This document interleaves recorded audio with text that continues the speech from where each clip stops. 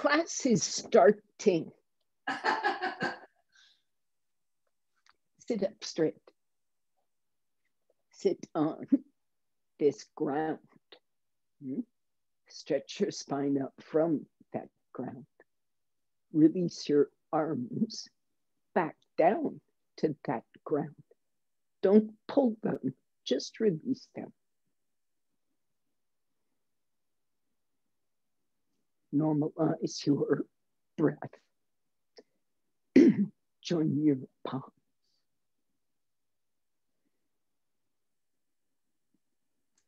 Normal breath means connected, at ease.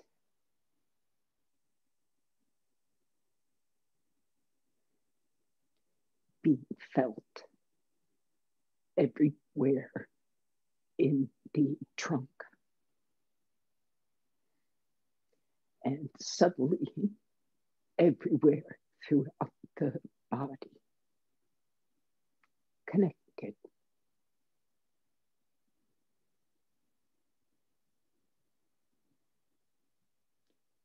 An abnormal breath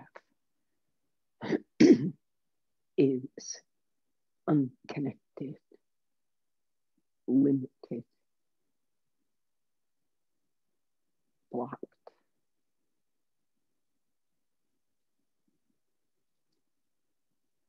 Irregular.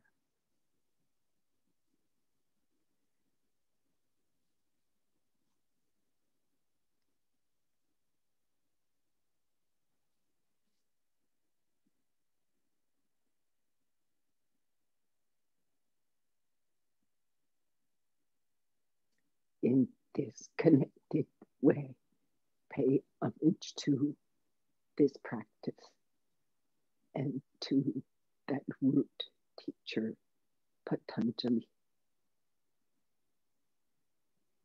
Bow your head, release your hands, raise your head, and open your eyes. Okay. So let's start. Stretch your legs and then come to Virasana, taking whatever support suits you, perhaps a brick, perhaps nothing. You might be able to do the pose. Maybe something flatter, like a folded blanket underneath those hips. Feet just wider than the hips. And this, I'm aware that the shin and this calf is round. I'm aware of that. But I'm still going to say that the fold of the back of the knee is, these are my colorful props, the fold of the back of the knee is flat and it's parallel to the floor. So if you see this, that horizontal, which you can't, that horizontal line at the back of the knee should be parallel to the floor.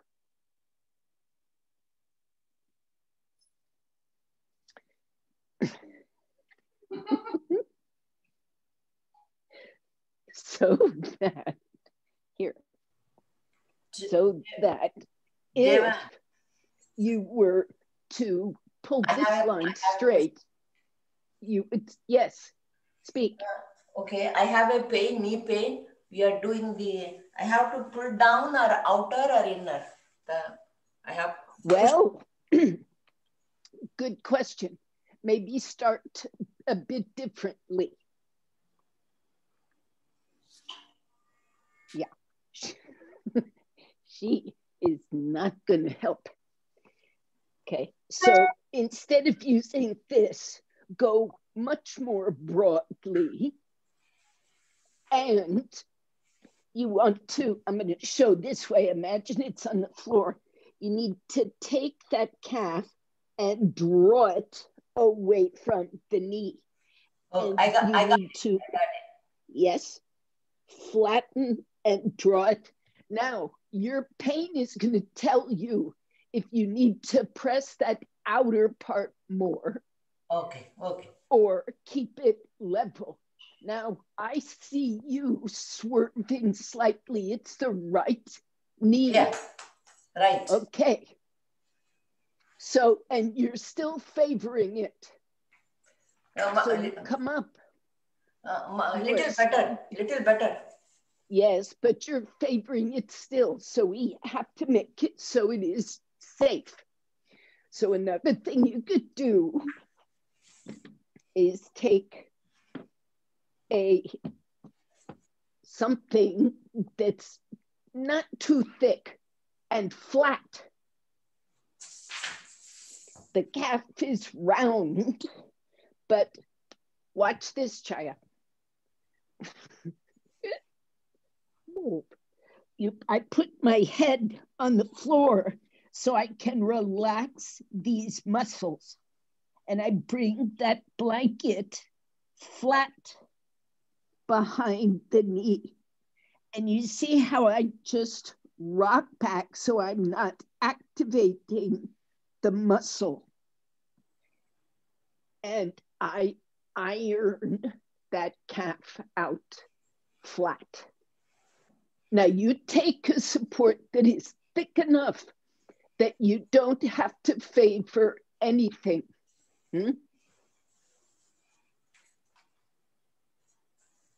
Anybody else, please try this.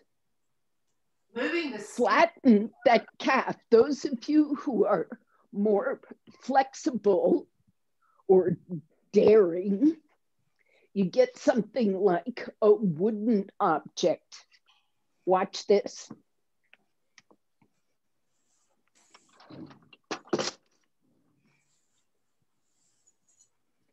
A rolling pin. This is a known yoga prop, a rolling pin. Rolling pin. I will say, this is unpleasant, but it's a way of releasing some of that deep tension. A flat thing like a slant board will just go the beveled edge behind the knee. And you can spend your time actually pressing on the slant board. And I will say, this is pleasant. Rolling pin, not pleasant. But this, I can even wind up sitting straight. And again, my left knee has trouble. This is absolutely, you're still favoring it, Chaya. So just push, don't sit. Push and push until you can. I know it's improving, but don't sit, just spend your time pushing. Push down until in the pushing, it feels equal. Yeah, much better. Okay. Yes, you're still favoring it, but I see improvement. Thank you. Okay, this is, okay. Now, the rest of you, I hope you are settled and not agitated. Okay, and your calves are flattening. And your feet also are flattening, broadening against the floor. Good. Now, great. Come on. Let's see, I'll turn this way so the cat's not in the way. I'll go here. Adho Mukha Svanasana. So my idea today is to talk about the nature of focus. focus is an essential part of yoga practice in more ways than can be counted. And the basic idea is focus on one thing. So in this case, it's the palm. Put this whole circumference of the palm on the floor. And for many of you, there will need to be adjustments in the placement to make sure your index finger base joint all across this base of the fingers perimeter of the palm is grounded. Okay, go. Take Adho Mukha Svanasana. Focused, laser focused on the contact of the palm, that bony part, all those knuckles, the outer hand bone, right at the wrist across the base of the palm, out that first thumb bone, the mount of the thumb presses down, and back up to that index finger base joint. That's the index finger base. First finger is the lightest part of this circumference. You must see that it is even. Come out. Rest. So I had you put the attention of your brain on right here. And then, I don't know what, 10% of your brain did the rest of dog pose, but I'm trying to get 90% of your brain on your hand. That was then. Now, palms on the floor, but think this way. There's your palm, and the way you're going to adjust this contact now, and as you take yourself into Adho Mukha Svanasana, is from your forearm. So the way you're going to adjust this knuckle to contact is by moving your forearm, these two forearm bones. Do you get it? Instead of just pushing your knuckle down, move your forearm forward. Adjust from this section. Put your palms on the floor and see if you can distinguish. Ignore your forearm and push your index finger knuckle to the floor. Then let that go and open the palm, but use your forearm. Now, bring the forearm to bear on the situation.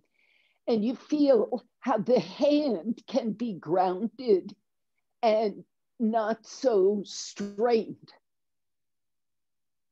Take Adho Mukha Svanasana, grounding the palm from the forearm.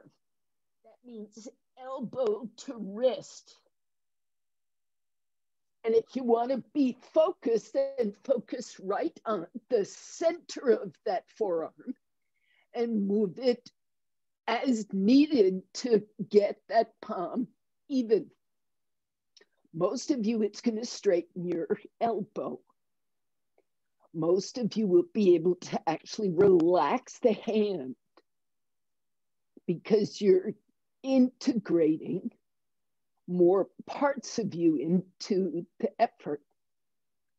Come out.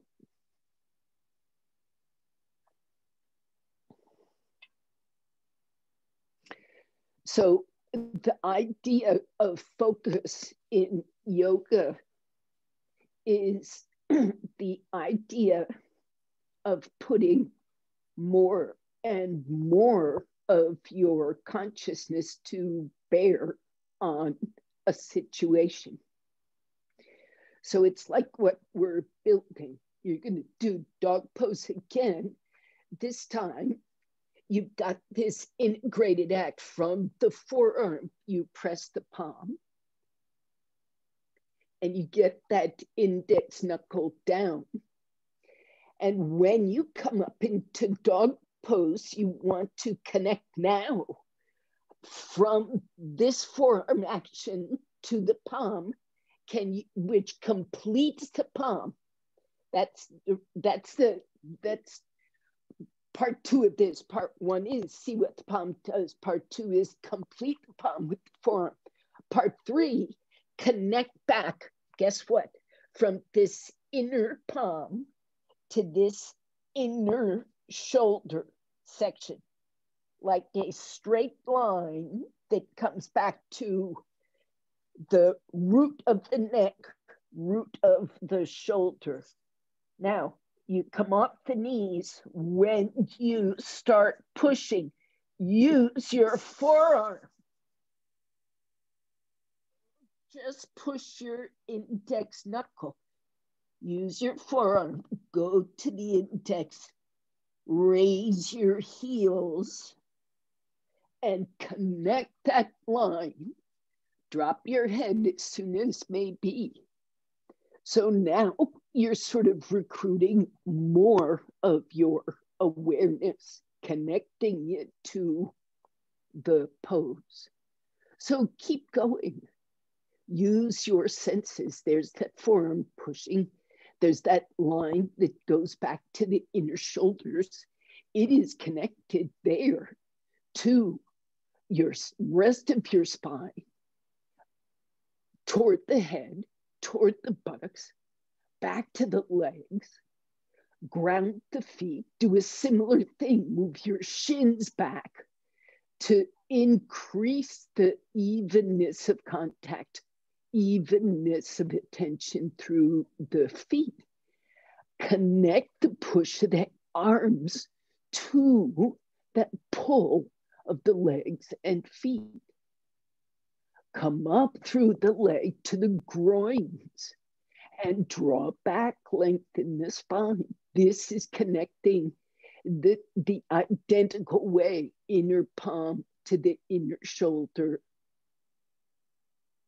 legs to the groins, go back. Come out, rest.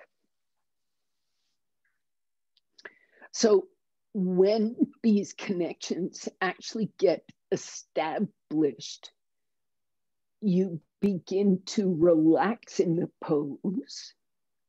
The breath gets more normalized, which is to say, connected. I hope you experienced some of that, at least before you got tired. Maybe you got it, arms into the shoulders. You got some of that. Maybe you got the leg connectivity. Maybe you could connect arm to legs. But when you make one of those connections, I hope you notice how your brain changes. Your brain changes, okay?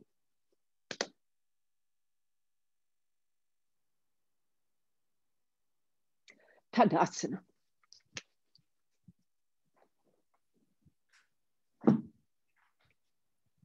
Clean off your mat.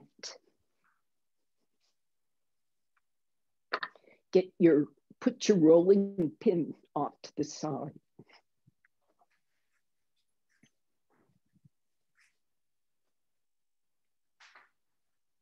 Stand in Tadasana. Now your feet could be joint or partly apart. If they're slightly apart, it increases your sensation of the inner part. It reduces interference. Sometimes if you bring your feet too close, you feel the other foot instead of feeling the floor. So I want you to be very clear about feeling the floor.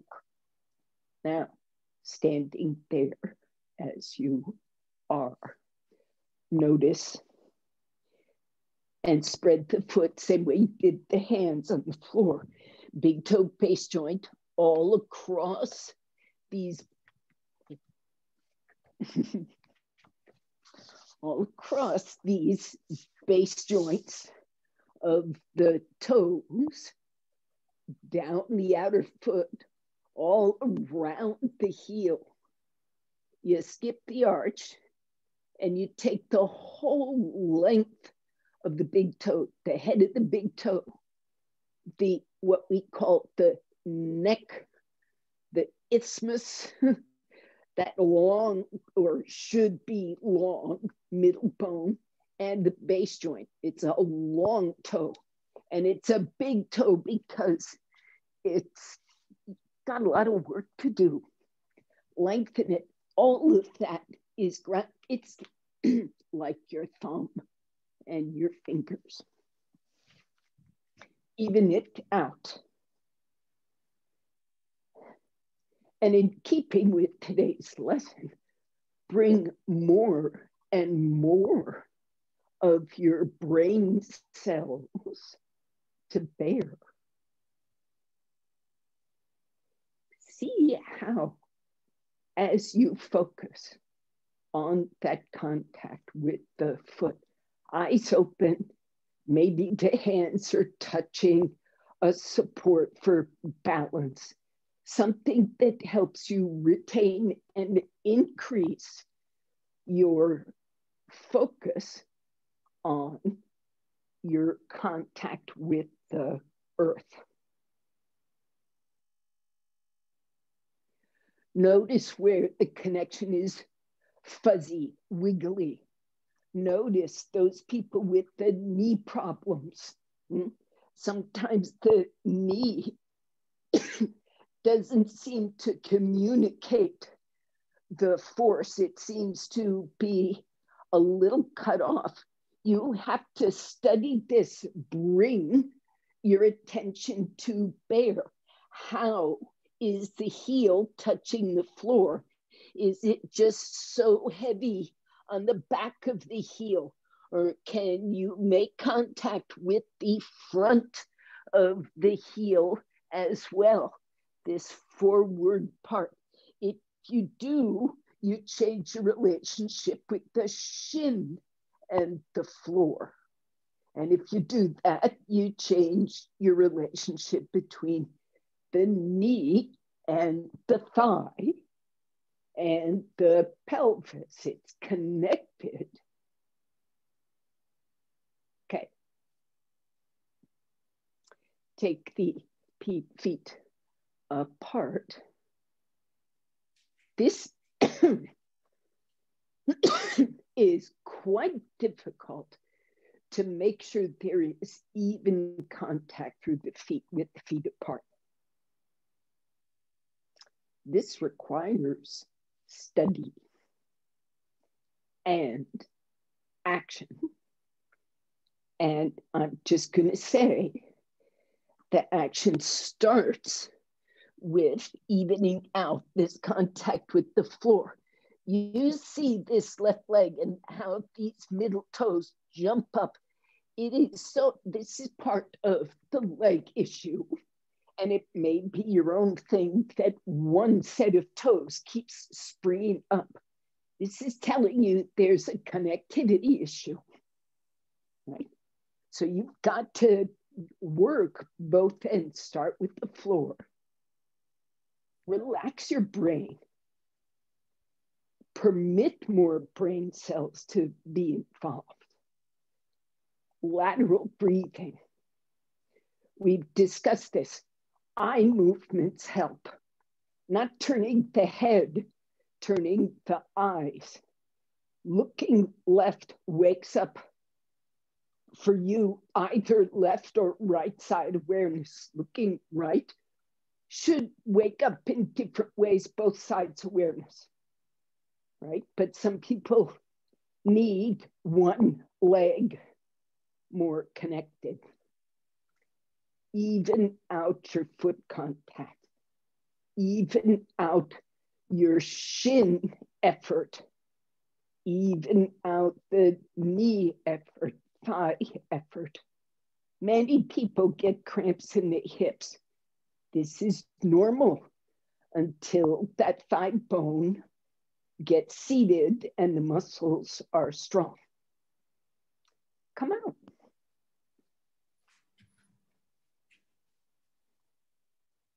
So watch. Let's see. Yeah. Okay.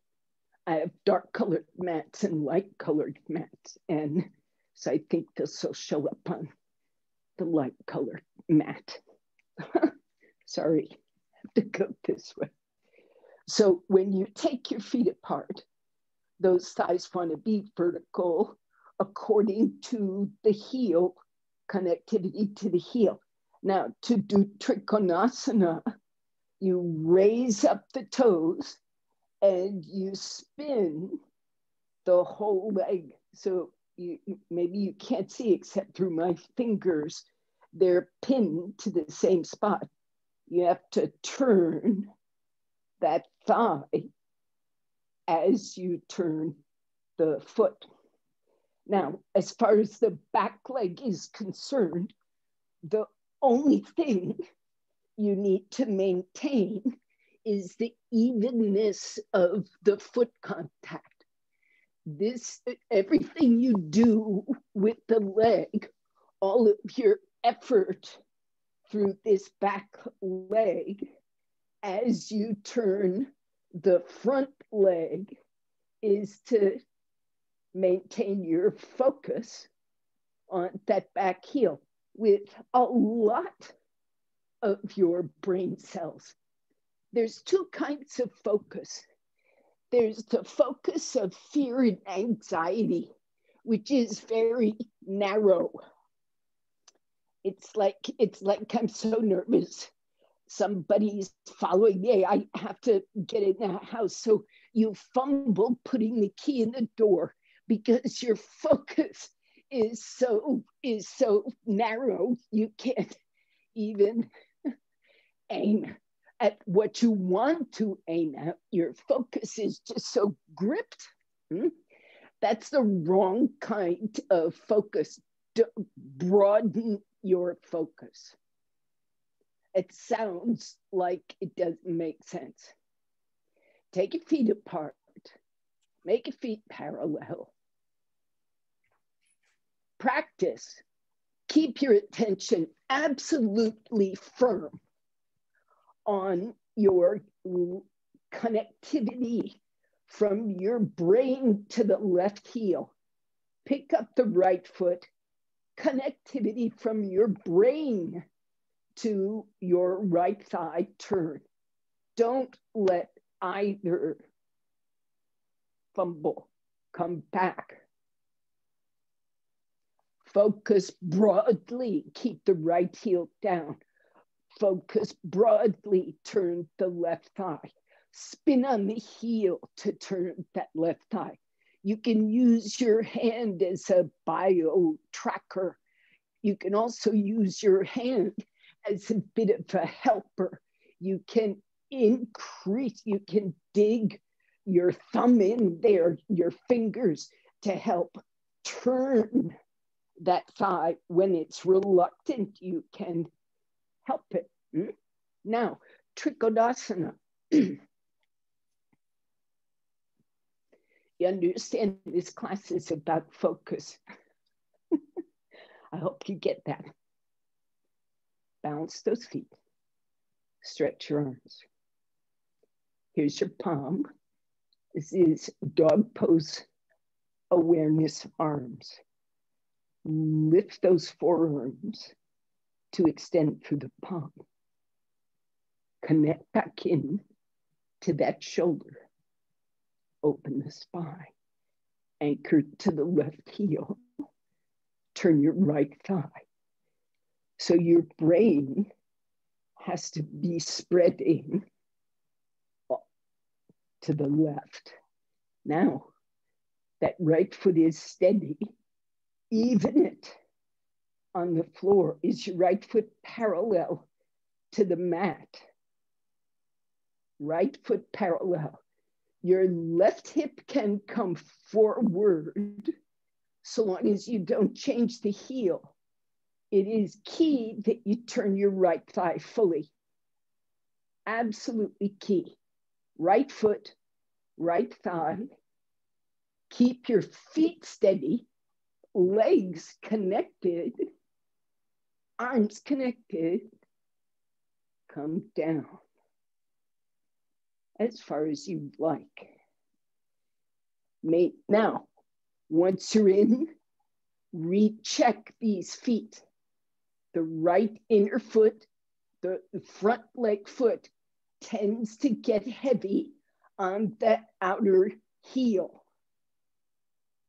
And it's a whole leg effort to get to the inner foot.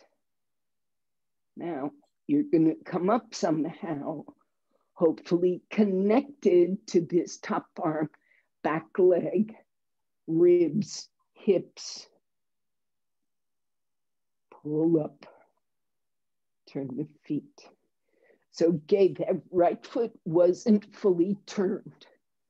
And so I'm giving you permission, instead of staying utterly flat, meaning parallel to your mat with this front foot incompletely turned, I'm saying, let your back hip come forward so you can finish turning the front leg. Let this back hip come forward. And the only proviso is, now I'm changing sides, is you keep that back heel in contact.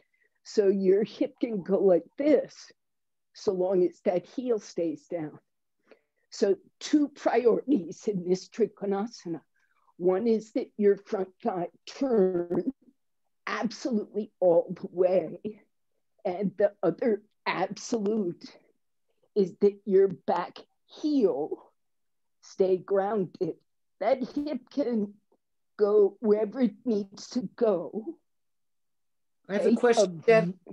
Yes. Devon, what about the left foot? Is it stay the same way, always parallel? Now, when the hip is more open, it does stay parallel, or when you're really working up there. For a tighter hip, more beginner hip, you turn the foot in, and you understand that allows this hip to be more mobile. Okay. But don't turn it in too much. Just a question. I'm speak. Devon, when I turn the front leg out. Please take side 2, everybody. I'm sorry. Not everybody is getting there. Some people are waiting for me. Don't take side 2. Karen. Okay. When I turn the front leg out, the front heel is lined up with the back heel. It's way back. It can do when you may adjust for that. Line up your front heel with the arch. Okay. But you want the action. When you're really working on it, don't change anything, because that engagement is sort of a preset for that pose. It's something you're trying to get to. Now, make sure your stance is wide enough. So experiment with going wider to see if that pelvis can open and be more free, or legs open. Okay, you understand this is about focus. Establish those feet. Connect the legs to the feet. Brain to legs to feet. Stretch your arms. There's the hand, there's the forearm, there's the connection back and forth from the shoulder out, from the shoulder in. Yeah. Stay connected. Come up. So this starting and continuing element of focus is the ground. So the earth is sort of a support for this entire exercise. Take Ardha Chandrasana. Let's see if balance works. So some of you might take temporary balance, but try to be independent at some point in the pose. Okay, that's all I'll say. And if it is not possible because you are too unstable in your balance, these things happen, get near a wall.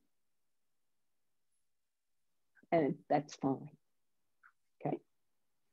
So we are going to the right to take Ardha Chandrasana. So be careful, be connected. When the teacher says raise the arms, don't just fling the arms up, only feeling the arms. When you take the arms, connect them from the brain out. Anchor the left foot, so as needed, turn those left toes in. You feel how that gives that back hip some mobility. Still plant that heel on the floor and connect it. Spin on the right leg. Try to stay exactly where you have placed those heels and anchor the feet evenly. Inner front heel, outer back heel. Bend from the hips, stretching the arms, connecting back in. Now, Ardha Chandrasana comes with or without some kind of wall or floor support. I have to step back or I'll hit the wall. And you come up. Now you've got one leg using the actual ground. Your other leg is suspended in space. So your mind has to extend through that heel. Anyhow, your mind has to make its own ground. Right hand into the ground. Release, come out, bend the right knee. Be steadily aware of the ground. Don't be aware of your movement or of space more than you're aware of the ground.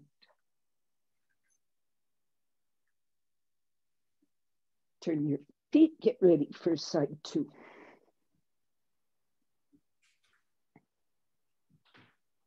Start with your feet parallel. Connect your brain. When you're worried about balance, when you're concerned about balance, quite a bit of the mind gets concerned with balance instead of focusing on where balance comes from, right? You get caught up with, oh no, I'm afloat instead of grounded. Your mind gets more caught up in being afloat. Stay with the ground. Stretch your arms. Anchor that back foot, turning the heel as needed. But ground that foot evenly. Turn the right thigh from the hip using your hand as needed. Take Trikonasana. I should be away from the wall. Engage with the ground evenly, not just the foot or toes, but the shin, ankle, foot. Move from the buttock bone, move from the groin to the foot. Keep connecting. So now it's time for Ardha Chandrasana. Top hand can stay connected upward or stay connected downward, but connect and step forward. Place that hand, reconnect with the ground. There's a moment there in that hop where everything feels like up. So go back to the ground and connect with more and more and more of the limbs and nervous system. Speaking and release then carefully. Some of you need to move the brick a little more forward to get the arm under the shoulder and open the trunk. Come out. Some of you are doing well. Chaya, you could lower the brick perhaps. I bet if the brick were, I'll just say this in general, the closer your trunk gets to the ground, the easier balance is. Okay, Karen, you were gonna say something. You okay? No, in this posture, I have difficulty because as soon as I bend my leg to go down, my hip comes out. And so it's impossible for me to keep the ground. Should I bring that front leg forward so I can keep my hip in more? Work on a diagonal? Is it coming down? You say you're going up in the pose. No, it's this. If I really keep it in this alignment, right? Yeah. I'm okay here. But as soon as I go down, this is creating a problem here. Like pain? No, not pain, but I feel like where you on your foot? On the exterior board of the foot. All right, raise your big toe and push the big toe base joint down. Okay. Bend your knee, take the action. Okay. Hop forward. Raise the big toe, push the base joint down. Oh yeah, that helps. Okay. Guess what? It's helping your focus, and you've got more brain cells recruited. Okay. Focus in our terms is not narrow. Focus is more, not less. Consciousness is, this is in my opinion, consciousness is found in the firing of the synapses. It's not in the brain cell itself. It's in the activity of the brain cell, right? It's when you are thinking, when the connections are being made. That is where consciousness occurs. That's why it can't be found in an MRI or a scan. You can observe the activity, but you can, because that's what the consciousness is. It's connected activity. It's not just activity.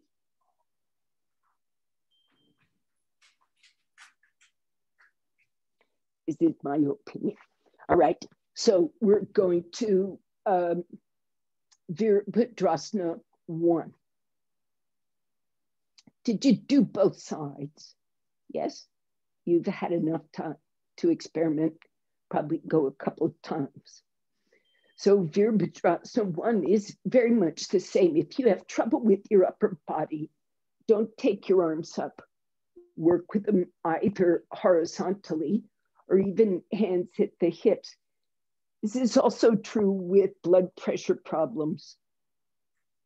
I never say that, but just gonna say, watch out for this sense of blockage. So Vimanasana or Virabhadrasana 1 should involve the placement of the arms before you turn the legs. That way, you have a more even connectivity. Then you turn. And you reestablish or establish for the first time your connectivity to the ground. Big toe of the back foot, outer heel of the back foot. Connect to the shin. Connect to the thigh, to the buttocks, to the spine. Your front leg is going to want to roll out, get on the inner foot. Then bend your front knee, refusing to let your consciousness move away from those starting points. And as you do, it is a requirement that your consciousness spread. You can't stay connected. Inhale, come up. Turn your feet, release your arms. So kind of key helpers to letting your consciousness spread is normalizing the breath. Side 2. Okay, start with the feet parallel. Take your arms back up or wherever they're going to go. Stretch up. Make this connection into the inner shoulder so the neck and throat are free. So that's a kind of connected, disconnected state. Consciously disconnected. Now you're going left. Right toes in, left leg out.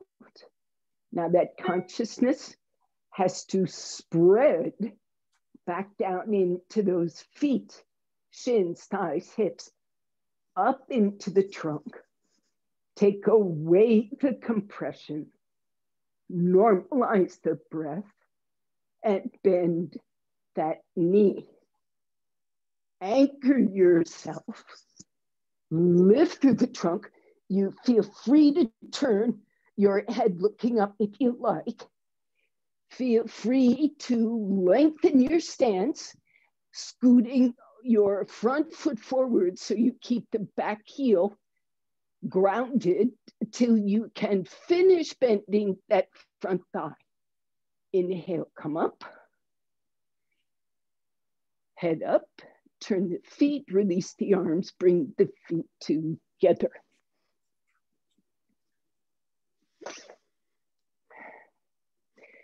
So when you get tired, the pose starts disconnecting and you start feeling the collapse here, there, and it changes your attention. And my teacher, Ramanand Patel, says that when you get tired, the brain contracts. When there is fear or anger or fatigue, when you're not in a yogic state, the brain contracts. So this happens a lot in poses. You get a tunnel vision. When are we getting out? When are we getting out? Or, ooh, my lumbars, ooh, my, hip, ooh, my, whatever it is, your consciousness gets very constricted. It stops being yoga, and it's time to either change the way your consciousness and your breath and your body are connected, or come out of the pose. Because that state of disturbance and confusion is not helpful.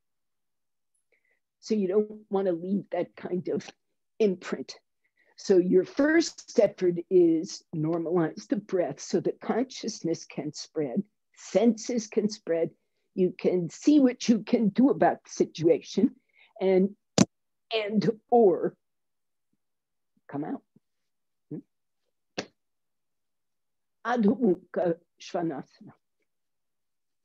Take Uttanasana and plant your palms. Now, if the legs don't straighten for this, then you take just a little bit longer pose until you can plant those palms and get yourself connected. And then as you step back, this is the consciousness and connectivity part. As you step back, don't sway. don't let the balance shift. So you go back, keeping those hands steady. Cliff, don't come in.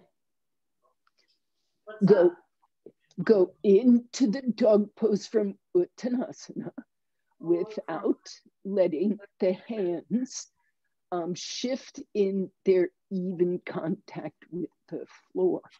So forearms interactive, upper arms, shoulders.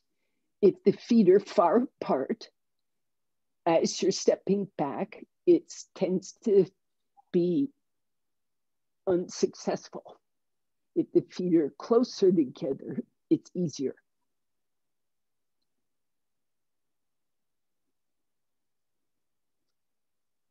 Okay, release now. And take, you can do this either in headstand or just as a preparation for headstand. We speak of all morning long about this foot contact and this palm contact. When you go into headstand and shoulder stand, headstand, the forearm becomes the foot or the point of contact. And you still want to see that the perimeter is equally grounded, just like you want the inner and outer foot grounded.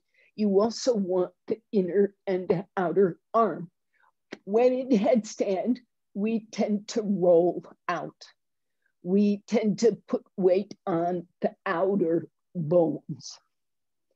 So what you need to do to counter this is with the action of the forearm, the upper arm, the shoulder, and ultimately your brain, you have to spread up that consciousness so that you can come into that inner elbow. So find that loose brain, integrated brain. And you come off the knees with even contact, inner and outer elbow, inner and outer forearm, coming up to this inner shoulder blade, just as it did in dog pose, and lift the spine from there. Now, unclench the palms. You may take Shirshasana, or you may take the preparation, entirely your choice. But whatever you do, see that you're not clenching the palms. That's kind of a reflection of a clenching of the brain, the nervous system. So spread the palm, spread the brain cells, normalize the breath. When things get abnormal, you seek the structural and the brain cell connectivity to normalize or come out.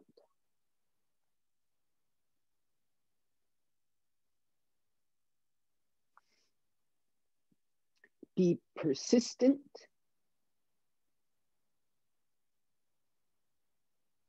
Come out when you really don't have a choice. And that doesn't mean come out when you're injured. That would be too late. Keep consciously connected through those forms into the floor. Spread that consciousness up. Keep that spread. You can't just establish it once and let it go. It has to be reestablished and reestablished. We have spoken many times about the practice of japa and mantra, the idea of repetition of a concept. Repetition and repeated analysis and examination of an object. This, what you're doing now, staying steady in contact through those forearms, through those inner shoulders, requires a repetitive effort, much like a recitation of mantra. Doesn't have words necessarily, but it's got actions and repeated visualization and establishment of the action.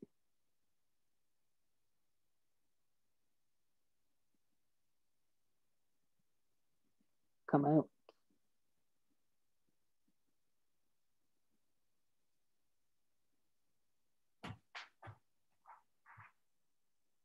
Rest your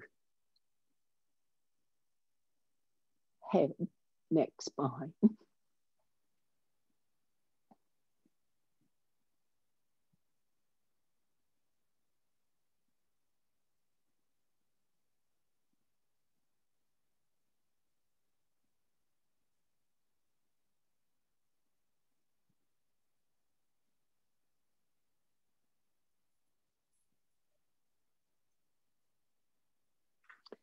And sit up, please. Locate a blanket or two. So I'm going to fold a blanket, one in each direction, so you can see from two angles. You might choose to get a strap also if with straight legs you have trouble catching your foot. So let's see, from the front, this is Martyasana, Janu Shirshasana, first with a rotation and then with a forward bend. So from the front, I would, bend my right knee. And I put this rope in as a reminder, like we did at the beginning of class, to keep this fold. Chayo, who spoke of her knee, to keep this. You can also do this with your thumbs, but if you're working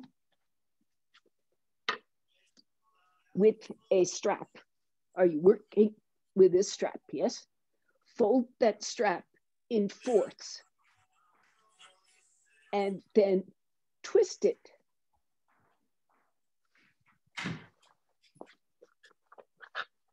See, I'm showing your picture in my other screen. Here's a strap folded in fourths, and I just twist it so it becomes round. And that roundness puts a useful space behind the knee. Not everybody needs this. If you've got a healthy knee, you don't want to be messing with the space. But if you are missing space, or if you're, sometimes people are missing space because some muscles are just chronically tight. Others missing space because the cartilage is worn down, or there's some arthritis and it sort of starts closing the joint. There are many reasons, so this is not always useful. Okay? In any case, your right knee is bent, your left leg is straight, you draw your spine up straight. Now you've got this imprint of your trunk on the floor to even out. And you've got stretching out through both limbs. This shin seems like it should be just at rest, but be a bit active through that shin. Reach through the big toe, reach through the inner heel, both legs, both shins lengthen, both thighs lengthen. Turn toward your bent knee, keeping the buttocks level. This bent leg buttock you have to relax the buttock to sit that butt bone down. Don't grip the buttock, undo the buttock, sit the bent leg buttock down. Use the floor, hold your knee, do what is expedient. Pull your trunk up and keep your mind on those shins and feet. Spread the consciousness. Normalize the breathing. Now you come out staying tall. Come up straight. Now you attempt it's like not really a rotation. It's a derotation. You have to just straighten out instead of being a little bit off to this bent leg side. Can you roll this whole trunk? Keep your buttock bone seated, shin and thigh long, and roll the trunk. So I'm not going into a big twist. I'm not thinking my trunk is turning. I'm just trying to get this navel region facing forward. Doesn't have to face this leg, just has to face forward. Then catch your foot and draw your trunk up. If something is going wrong with this leg, it means you've not got that even grounding in the hips. It means this leg is getting agitated. So keep the groin grounded. Catch with two hands. Lengthen the trunk. Buttocks even. Go forward any amount. Lengthening the sides of the trunk equally. As you come down, it should be the right side of the left side of the trunk lies down on the left thigh.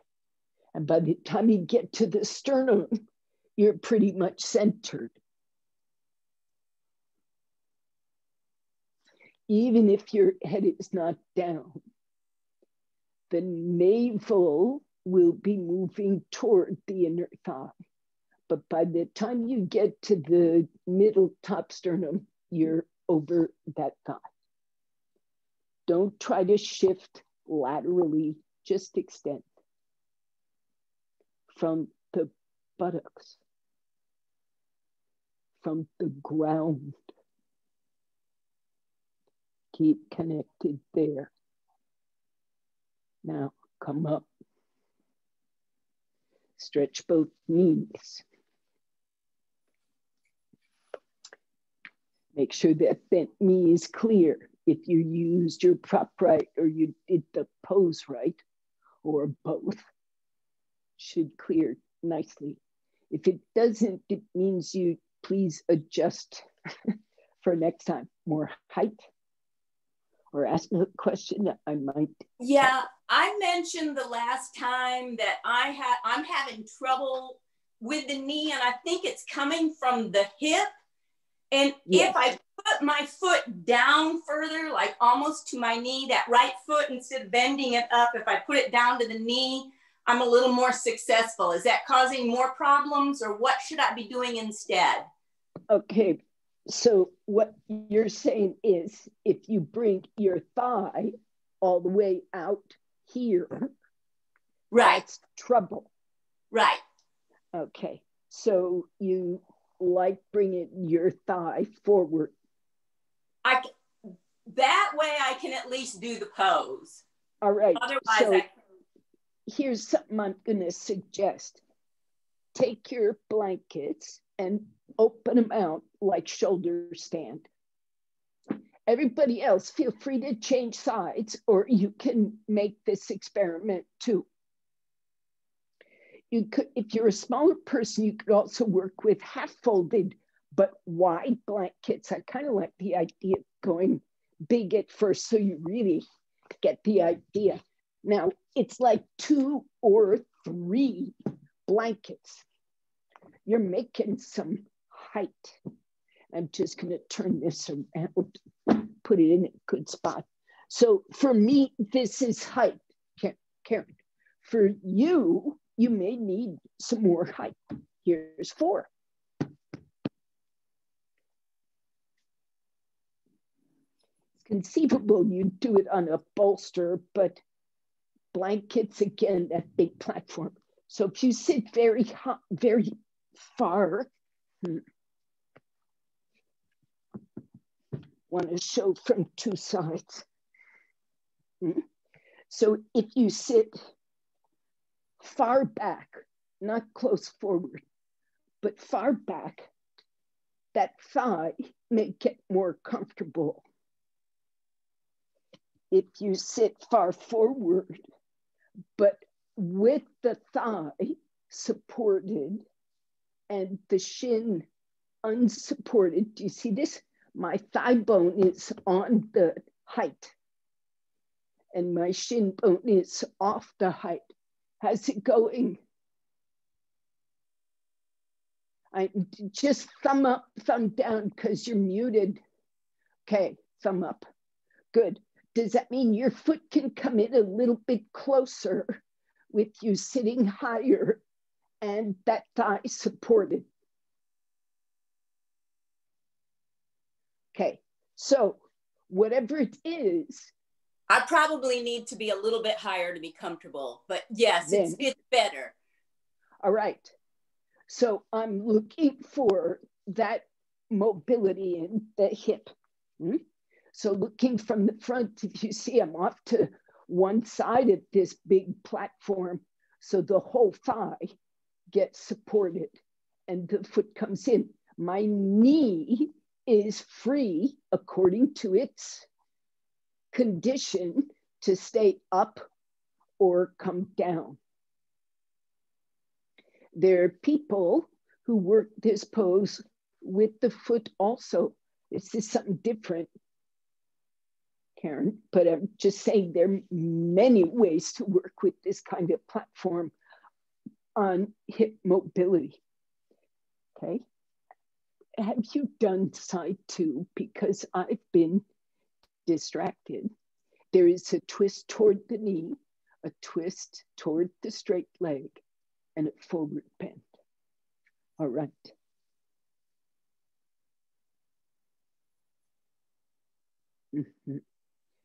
For those who have completed this, it is time for Setu Banta on bricks, and by pluralizing bricks, I mean something underneath your feet as well as your hips. I'm also going to say, doesn't have to be bricks. It could be bolsters. But what you need is height underneath the hips. You need a long and curved spine. And I'm putting blankets underneath where my feet are going to be.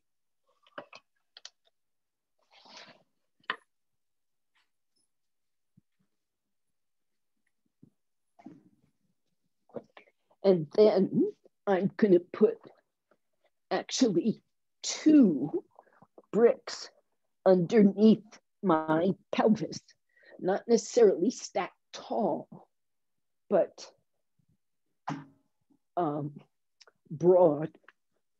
So I'm also putting a blanket underneath my shoulders.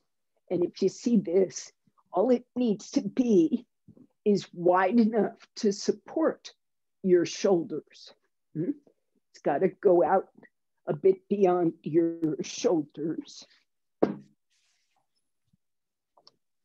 And you take Setu Banta. 2 bricks. They just go together underneath my sacrum. And I stretch my arms out. So some of you will be happy catching the sides of the sticky mat as a way of activating the arm. Those who are looking for a little more of analogous effort, turn your palms to the floor. Use that forearm to press and come back into the shoulder. And oddly, but very much, it makes sense to do this. This inner shoulder blade goes away from the skull. And it stretches with the arm, but it goes down the back. Lift your ribs. Relax the hips. So this is kind of interesting.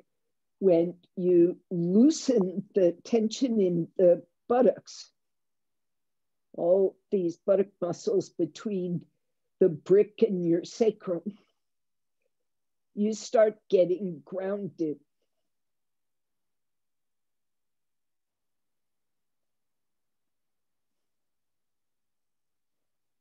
And when the buttocks are tight, it means you're lifting up. So those who can, come up on tall bricks that are in Tadasana. The knees can be bent to let that happen. No matter what, though, be comfy.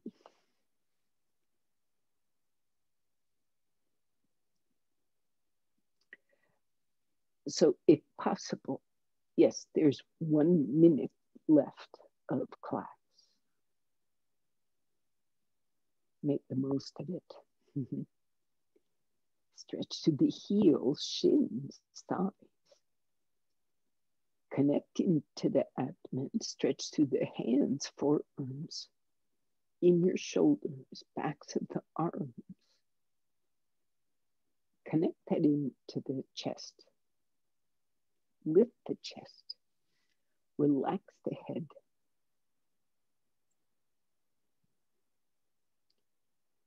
The brain is grounded.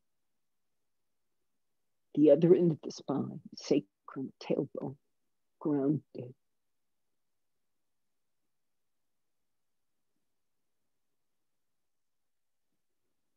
Normalize the breath.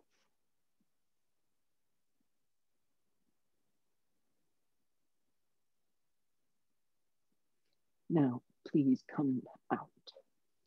Bend your elbows, knees. Remove those bricks. Lower the hips. If there is a blanket raising your spine, shift it until you are comfortable.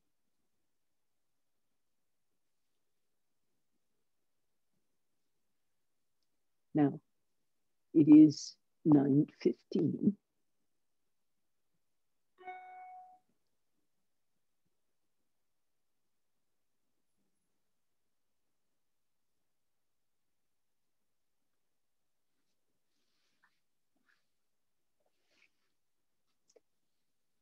I shall be letting you stay in Shavasana while I depart this room to move to my next job.